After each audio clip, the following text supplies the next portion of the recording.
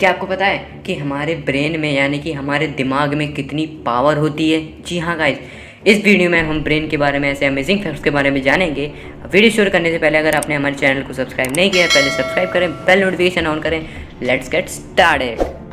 क्या आप ये जानते हो कि साइकोलॉजी ये कहता है कि जो जेलिसी फीलिंग होती है वो हमारे दिमाग का एक रास्ता होती है जो कि ये शो करती है कि आप किसी की कितनी केयर करते हैं। जी हाँ, किसी की कितनी परवाह करते हैं आप। अगर हम इसको एक एग्जांपल के रूप में समझें तो ऐसा होगा कि मान लीजिए मैं और मेरा भाई है, मेरी मम्मी मेरे भाई को बहुत ज़्यादा प्यार करती हैं, तो मुझे इतनी जलन होगी मेरे मम्मी मेरे भाई को क्यों प्यार करते हैं, मुझे क्यों नहीं करते, ये क्यों नहीं करते, वो क्यों नहीं करते। जो जेलिसी फीलिंग होती है ना, इसका मतलब ये कि आप अपनी मम्मी से कितना प्यार करते हो, आप उन्हीं के साथ रहना चाहते हो, आप मम्मी की कितनी परवाह करते हो। जी हाँ, आपने कभी सोचा होगा कि हमारे जो दिमाग में जो थॉट्स आते रहते हैं वो कितने आ सकते हैं हमारे। आपने कभी सोचा हो 1000, 2000, 3000, 4000, आपने कभी ना कभी तो सोचा होगा, है ना, कि हमारा माइंड जो है, हमारा दिमाग है, वो कितना सोच सकता है। तो चलिए मैं आपको आज ये क्लियर कर देता हूँ। जो हमारा ब्रेन है वो एक दिन में मतलब 24 घंटे में 70,000 यानी कि 70,000 थॉट्स सोच सकता है। जी हाँ गाइस, क्या आपको पता है जो कलर्स भी होते हैं वो भी हमारे माइंड को रिलैक्स करने में बहुत हेल्प करते हैं। जी हाँ गाइस, ब्लू रंग एक ऐसा कलर है जो हमारे ब्रेन से रिलैक्सेन हार्मोन को रिलीज़ करता है। जी हाँ, अगर हम नीले कलर को यानी ब्लू कलर को देखते रहेंगे कंटिन्यूसली, तो हमारा जो ब्रेन है वो रिलैक्सेन हार्मोन को प्रोड्यूस करने लगता है, मतलब छोड़ने लगता है, रिलीज़ करने लगता है, जिससे हम बहुत ही रिलैक्स महसूस करते हैं। इसलिए बहुत सारे लड़कों का जो ये कलर है वो फेवरेट कलर ब्लू होता है। जी हाँ, आपको पता है कि जो म्यूज़िक होते हैं जो हम लोग सुनते हैं, तो म्यूज़िक भी हमारे माइंड को बहुत रिलैक्स देते हैं, जो बहुत अच्छे सॉन्ग होते हैं। तो इसके बारे में साइकोलॉजी ये कहता है कि जो इंसान म्यूज़िक को सुनता है, बहुत ही अच्छे अच्छे म्यूज़िक सुनता है या उसको सुनना बहुत ही पसंद करता है, वो बहुत ही ज़्यादा स्मार्ट और क्रिएटिव और खुले दिमाग का यानी कि ओपन माइंडेड होता है। जी हाँ गाइस, इसलिए कहते हैं कि मतलब म्यूज़िक हमें सुनना चाहिए। जब भी हमारा स्ट्रेस होने लगे तो हमें म्यूज़िक को ज़रूर से सुनना चाहिए, जिससे हमारा माइंड रिलैक्स हो और हम वापस वो काम कर सकें। जी हाँ, क्या आपको पता है कि जो घूमना फिरना होता है वो भी बहुत सारे इंसानों को बहुत अच्छा लगता है, बहुत लोगों को घूमना फिरना बहुत अच्छा लगता है। तो साइकोलॉजी इस पे ये कहता है कि जो इंसान ट्रैवल करना यानी कि घूमना फिरना पसंद करता है उसको वो उसका जो ब्रेन है वो बूस्ट होता है, मतलब बढ़ता है।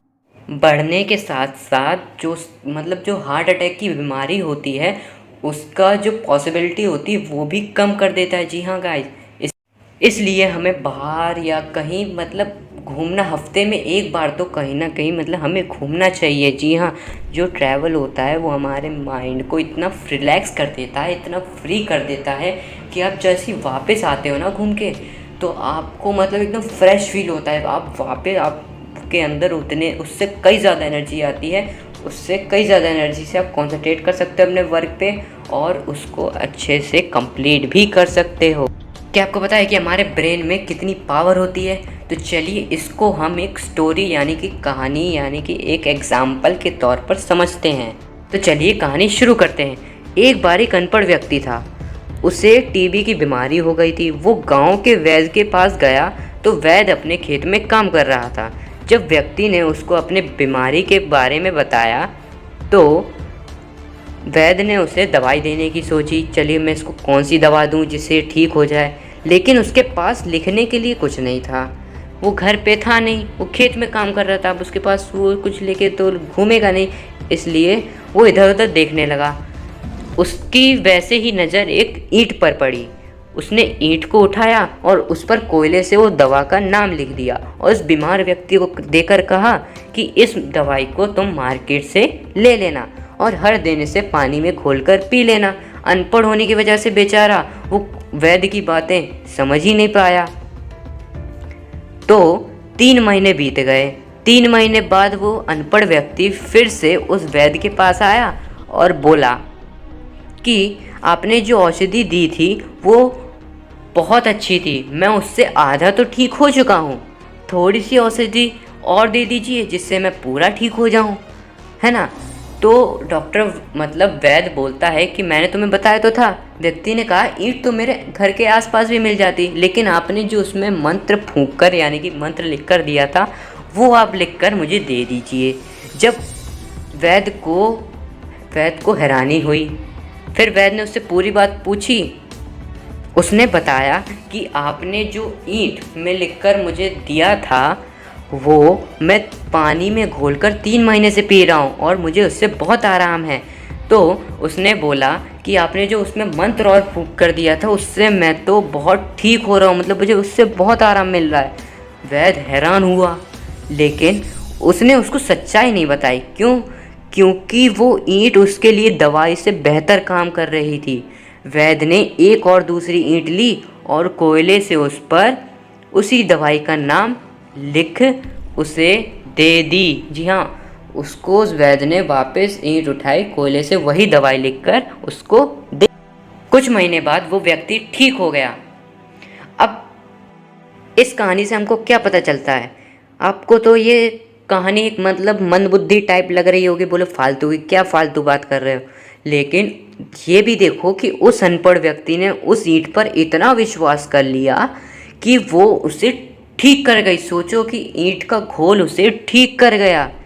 जब हमारा मन किसी 1% भी बिना शक किए किसी की बात पर 100% यकीन कर लेता है, जी हाँ 100% यकीन कर लेता है, तो उसके जीवन में वो बात घटने से कोई नहीं ताकत नहीं रोक सकती। जी हाँ, कोई ताकत उसे नहीं रोक सकती, क्योंकि हमारे अवचेतन मन को कुदरत ने कुछ इस तरीके से बनाया है, जिसने भी हमारे माइंड को या ब्रेन को बनाया उसने हमारे इस तरीके से बनाया है कि उसमें हम जो भी विचार डालें उसे सच कर देगा, फिर चाहे वो पॉजिटिव थिंकिंग हो या नेगेटिव थिंकिंग। चाकू का काम है काटना, फिर चाहे उससे फल काटो या किसी का गला, चाकू को उससे कोई मतलब नहीं। तुम्हें हमें सामान दे दिया, अब तुम उसका कुछ भी करो, चाहे तुम उसे अच्छी तरीके से यूज़ करो चाहे गलत तरीके से यूज़ करो।